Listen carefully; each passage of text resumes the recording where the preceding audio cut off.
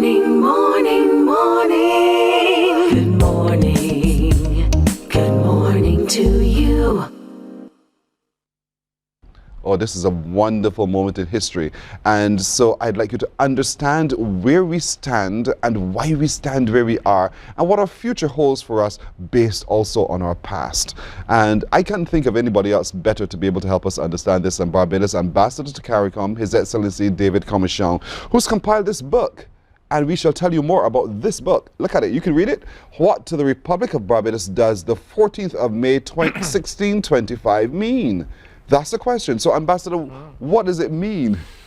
Well, first of all, good morning, Pearson. Last week, Wednesday, we being Barbados, marked the 400th anniversary of the first British landing on Barbados, the event that led on to the British settlement of Barbados. That was 14th of May 1625 when a ship by the name of the Olive Blossom, owned by Sir William Courtine and captained by Captain John Powell, landed at a place called the Hole in what is now Hole Town, and claimed the island for the King of England, King James I. And that event, setting train a series of political, social, cultural, economic developments that played a key role, not just in the establishment of Barbados as a nation, but in the establishment of the modern world. I don't know if many Barbadians are quite aware of the central role that our country played in the development of the modern world. So a few months ago, as I became more conscious that this important anniversary was coming up, I started to think about it. What does this mean? What does this anniversary mean? And what does it mean to us as not just the Barbadians, but our new Republic of Barbados? So it occurred to me that I should produce this. You say book, I say booklet. It's 47 pages, full of photographs, and but it tells the story of the significance of this 400-year journey that Barbados has gone through. And then it says, when we look at that history of victimization, oppression, but resistance and determination of the Barbadian people to overcome and to transcend, what is the central meaning that we extract from that? And what mission for the future does that history bequeath to us? So this is what I'm trying to do in this volume. It's a journey to freedom and a continual journey towards attaining our own self-actualization. But you know, the journey by those English settlers started, they came through the Virginias, they passed through St. Kitts, and they landed on beautiful little Barbados. And for some reason, there was something about this place that kept them and claimed it for King James I and to establish modern civilization. Well, first of all, the first point we need to note is when they landed in Barbados in 1625, they claimed that the island was deserted. Yes. However, they saw signs of habitations by native people, but yet the island was deserted. And we learn, and the story is told in this volume, that Barbados had originally been the possession of the indigenous people, you know, since 1650 before Christ. You know, the indigenous people came up from South America. By 1650 BC, they had taken control of Barbados. However, the Spaniards, for 100 years before the British landed, had been conquistadors, had been coming to Barbados, enslaving Yes. the indigenous people and taking them away, kidnapping them and taking them away to work in the mines and plantations of Mexico and Hispaniola. So Barbados, our modern history really began with a genocide, because that's the definition of a genocide. However, but when the English came, they found this beautiful 166 square mile island, flat, perfect for agriculture. Almost the whole island could be used for agriculture. And they went on, therefore, to establish a settlement. And by the 1640s, after some trial and error, they hit upon this new idea: production of sugar. And that is what really made the fortunes of Barbados, because back then, the 1640s, this sugar was like, I guess, what a narcotic drug is today. The Europeans had never tasted this sweet thing before. Yes. So this sugar revolution produced tremendous wealth for the British Empire and created the first billionaire class, the so-called sugar barons of Barbados. So Barbados, the book tells the story of Barbados, Barbados and the birth of the British Empire. Yes. You mentioned Virginia, St. Kitts, then Barbados. Barbados and the birth of the British Empire. Barbados and the birth of capitalism, right? Slavery in Barbados. Barbados, the world's first out-and-out slave society. Barbadosing of white labor. Yes. The first labor class was not our enslaved African ancestors. It was white indentured servants. And the word Barbados became a verb. You could be Barbados, Wow. where, some poor white in England run afoul of the law, and they Barbados they send you to Barbados to serve as an indentured servant. Barbados and the Industrial Revolution. Many people are not aware, this great vaunted British and European Industrial Revolution, well, it began in Barbados. There were no factories in England in the 1640s.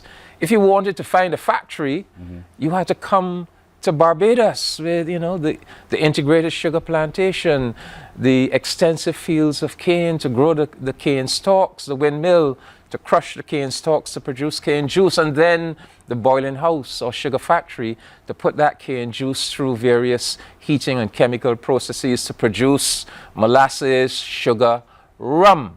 That's the beginning of the Industrial Revolution right here in Barbados. And who runs that proto-industrial enterprise?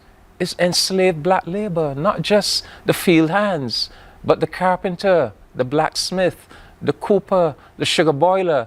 Those are our enslaved black ancestors. So not just the physical skill, but also the intellectual and technical skill. Barbados and the birth of the climate crisis. Yes. Climate crisis that we face today.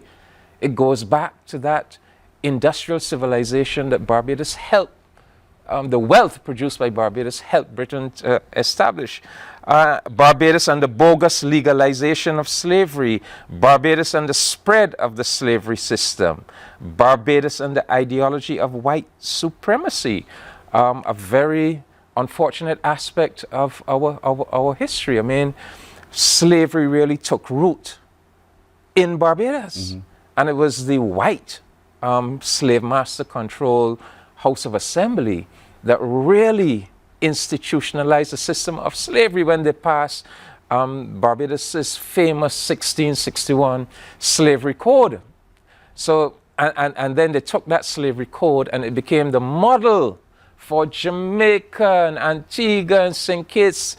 It was spread all across the Caribbean, and then it was spread to South Carolina, and then across the 13 colonies. So that concept of how do you systematically put a system of slavery in place with legislation, that comes out of Barbados. And the very concept of whiteness and that notion of white superiority also comes out of Barbados. And some of these things sound strange to our ears today, But what we have to remember is back in the 17th century, Barbados was Britain's mother colony, and many of the developments took place first of all in Barbados and then radiated out.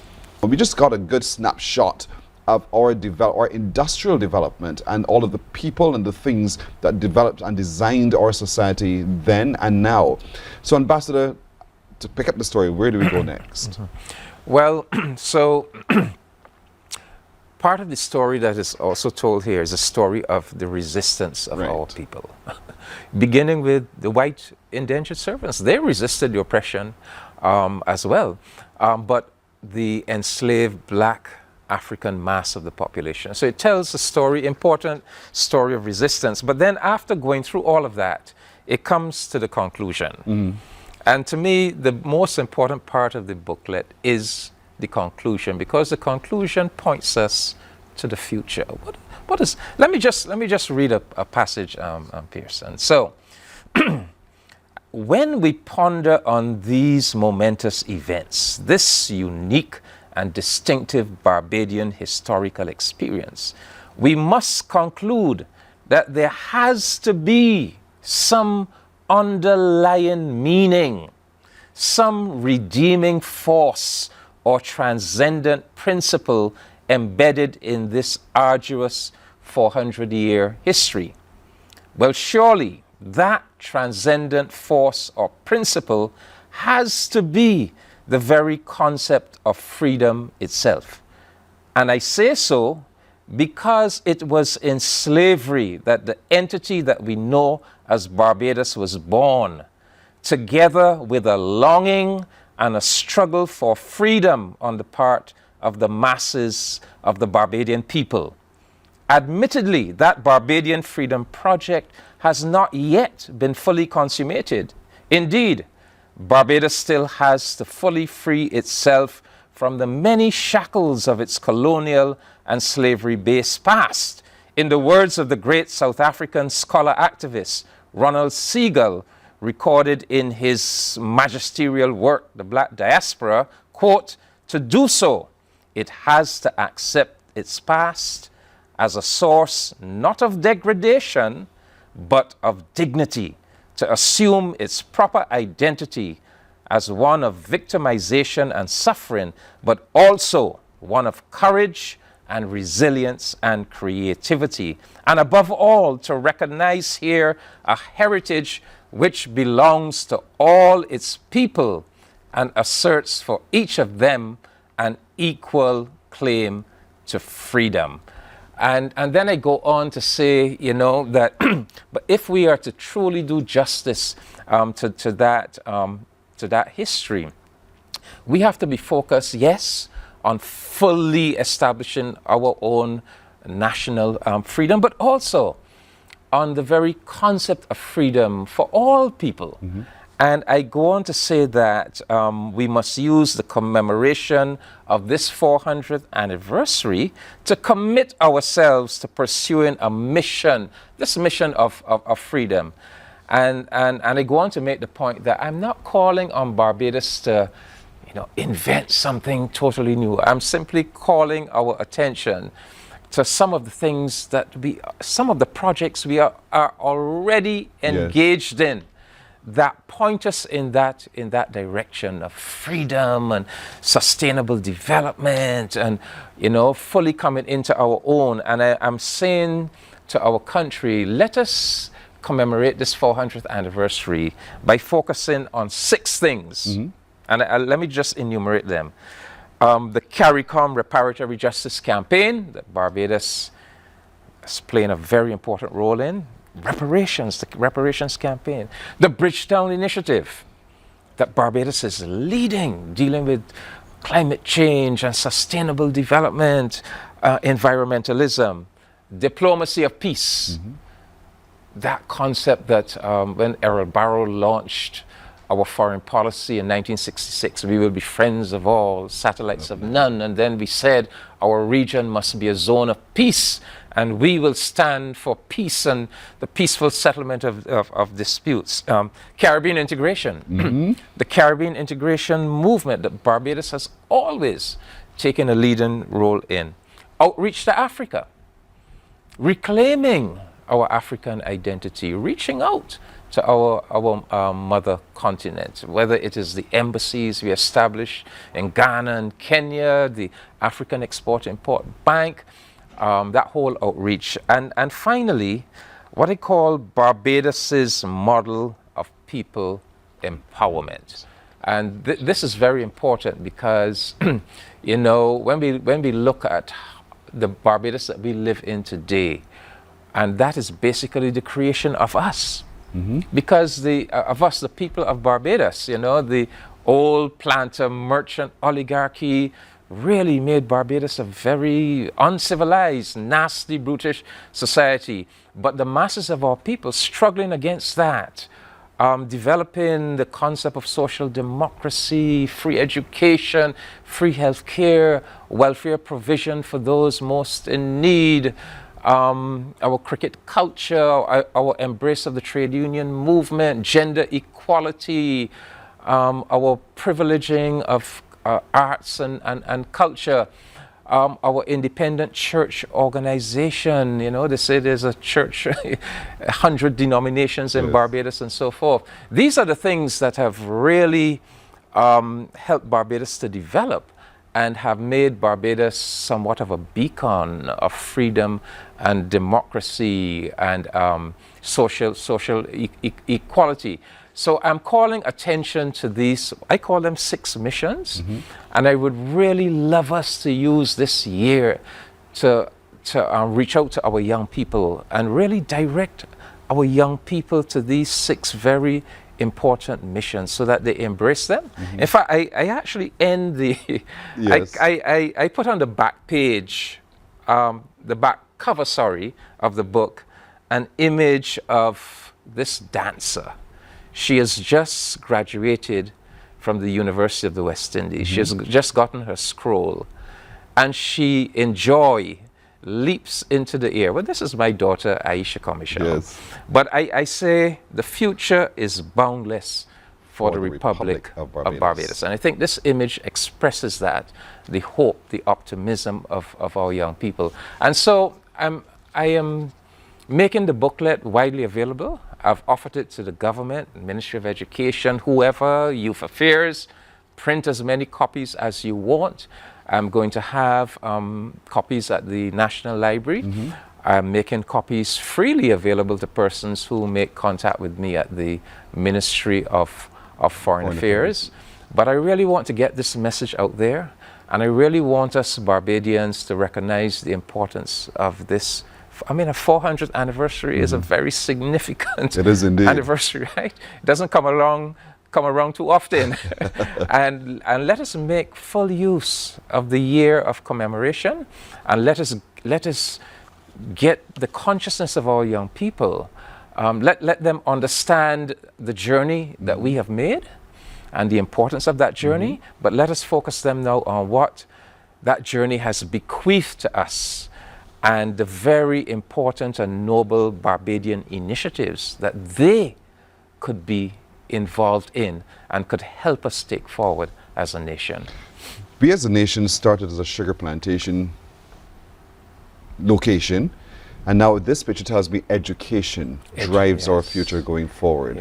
Education drives our future going forward towards total freedom, because now freedom of our mind is also going to be critical, but it also drives it through our female folk, not just our male. At the time we started, the men worked hard in the sugar plantation. Now the women are also driving that process of freedom.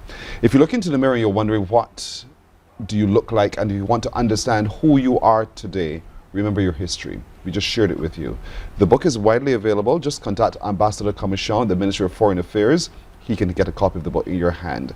Understanding who we are helps that freedom of mind, that freedom of thought, to be able to grab hold of ourselves as a future. And I'm saying it like that deliberately, ourselves as a future, because Barbados is now a republic. We are our own destiny. and that's driven by you. And so, Ambassador, thank you so much. You put it beautifully, Pearson. Yes, and it's my pleasure, and I'm urging Barbadians, make contact with me, and I also have electronic copies available. Yes. So we just need to get that out there, and it will help us to be the people that we really ought to be, and the people that our ancestors desired and laid the groundwork for us. So Yes, thank you yes. very much. So if you don't want to know what the Republic of Barbados does, what it means to May 14, 1625, now you know. Get a copy. Read for yourself. Morning, morning, morning. Good morning. Good morning to you.